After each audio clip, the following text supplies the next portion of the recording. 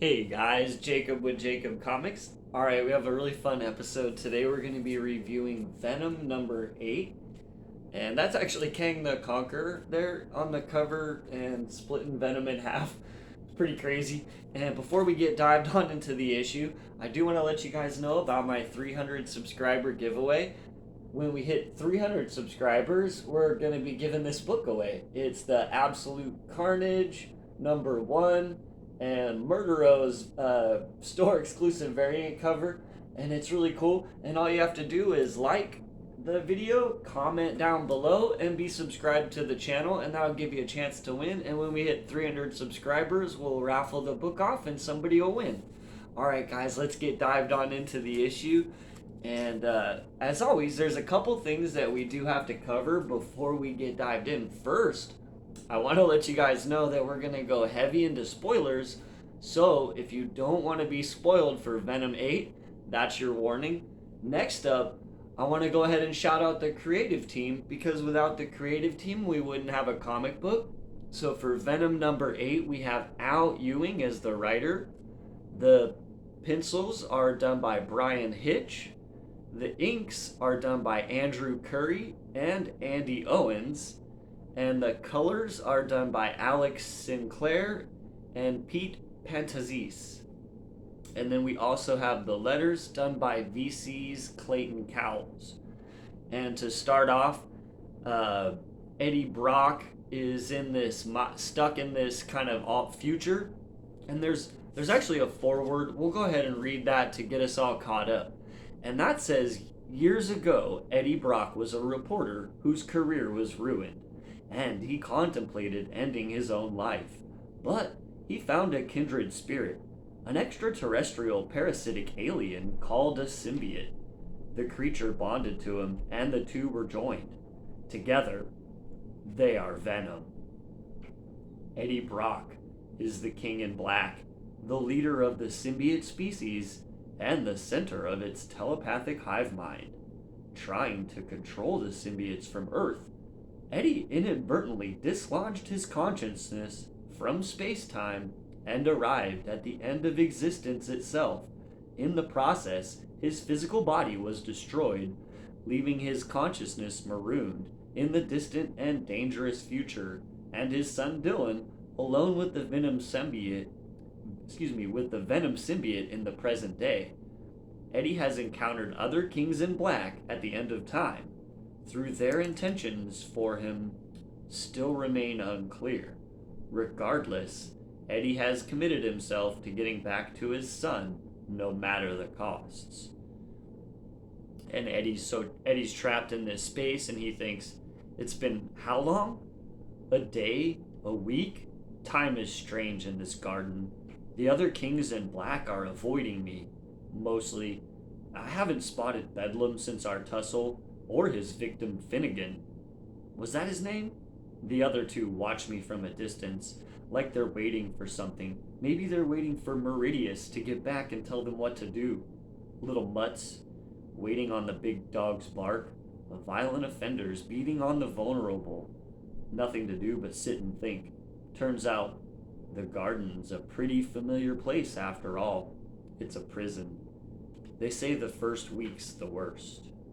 So here I am, knocking on the pipes with my tin cup, mentally searching through the goo for other minds, symbiote minds. Meridius said the symbiotes in this future hive were asleep, dormant. But I can't detect them at all. What happened to them? What did he do? I don't even want to think about it, but all I can do is think. No voice in my own head but my own. Lord, I haven't felt this alone since the symbiote found me. Saved my soul maybe, and then I abandoned my other to play hero, play God, like I abandoned my son.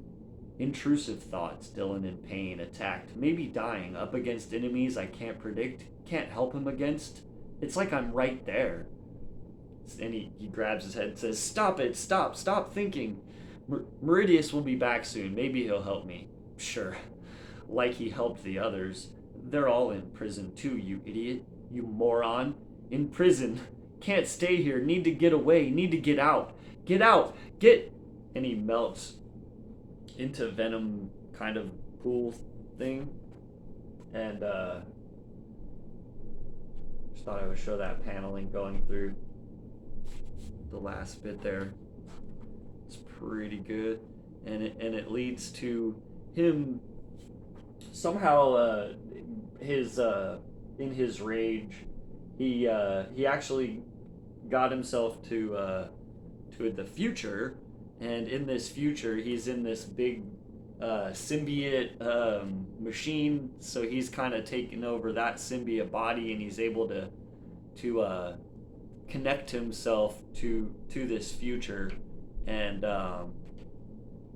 he goes, where am I? And the machine said, it's like a symbiote machine. It says, pilot mind query acknowledged. Current homeworld Earth cycle is 6134. And he says, I'm in the 602nd century. And the creature answers, on the flagship Nathaniel in the Conqueror's service. And so he's like, feels the time stream tugging him back to where Meridius had him trapped, and so he's trying to like divert his attention somehow, and at the same time a bunch of guards come up and decide to start attacking him, and he says, oh, that's a perfect diversion.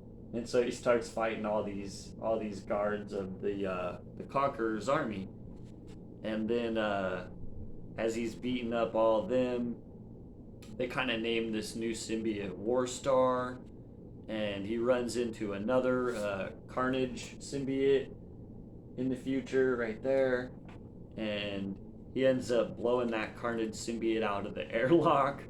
And who shows up, guys? I know I'm showing a lot of panels. I'm sorry. Hopefully, yeah. So yeah, the Kang the Conqueror shows up, and Kang the Conqueror, he's kind of surprised that Venom's or Eddie Brock's beaten his symbiotes and all his guys, and then he starts telling him how actually him and Venom have been friends, and he's like, what?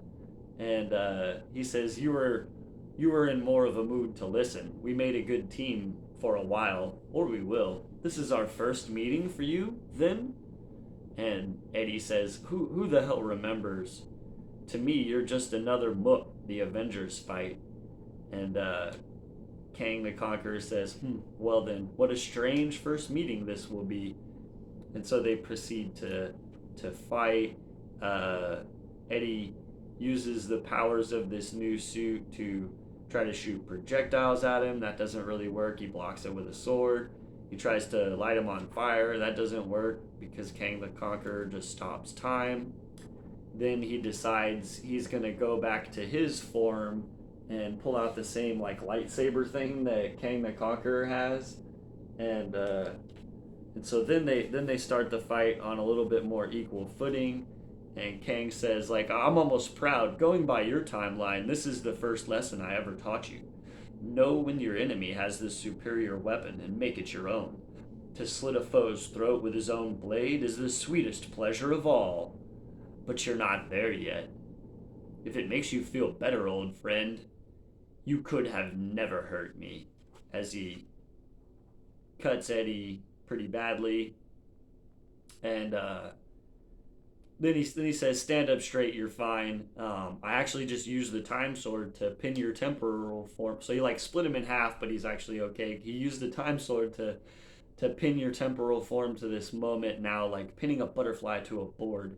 It'll last long enough, you can relax a little.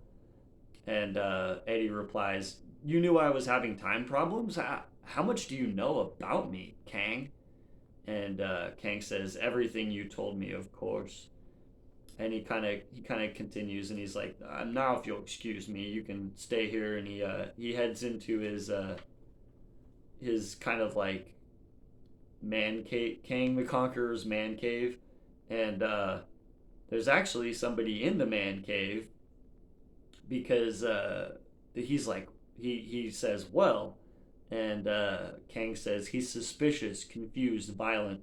He cut quite a path through my troops, and I don't think he's too happy about all the conquering. And the unknown person says, "We all have to be true to our natures, Kang. You say he was suspicious." Kang says, "About my motives, yes. But he hasn't guessed that I'm baiting someone else's trap. Who else could predict he'd even be here, at this utterly random point in time? Who could possibly plan for that?" And I believe it's Meridius replies, "Who indeed?" Oops. And so I think that's Meridius. And so, yeah, Meridius is in cahoots with Kang the Conqueror, and they are they are messing with Eddie, man. They're trying to do something bad. The bad guys are always trying to do something bad, right? um, all right. So I'm definitely enjoying the art by Brian Hitch. I like the way he draws Venom. It's kind of a little more sleek, a little more Spider-Man-y. I'm loving it. Unfortunately, we didn't get any more um, Dylan in this issue, so that was, I would have liked to see Dylan, or even maybe like a couple pages of what's going on with Dylan right now.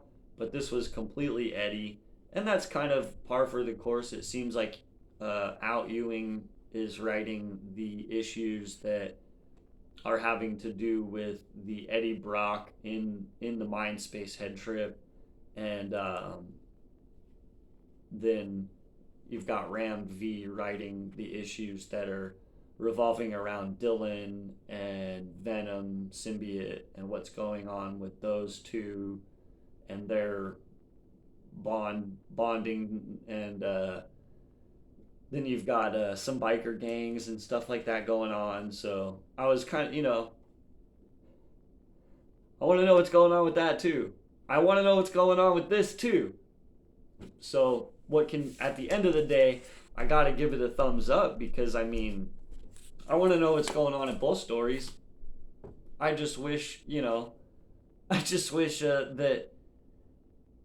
maybe there was two titles going on. Maybe like a Eddie Brock, and then the Venom that was following. I don't know. Obviously, they couldn't do that. Who would buy Eddie Brock #1? Anyways, all right, guys, that's what I have today. I give Venom #8 a thumbs up. It's been a really enjoyable read so far for me. So yeah, I'm on board. All right, that's what I have today, guys. Remember, if you watch this far into the video, like, comment, and be subscribed to the channel, and that'll give you a chance to win the Absolute Carnage #1 variant cover, store exclusive. And if you want to help support the channel, then click the link below and shop on my eBay store, and I'll send you some comic books. All right, guys, we'll see you tomorrow, and have a great day.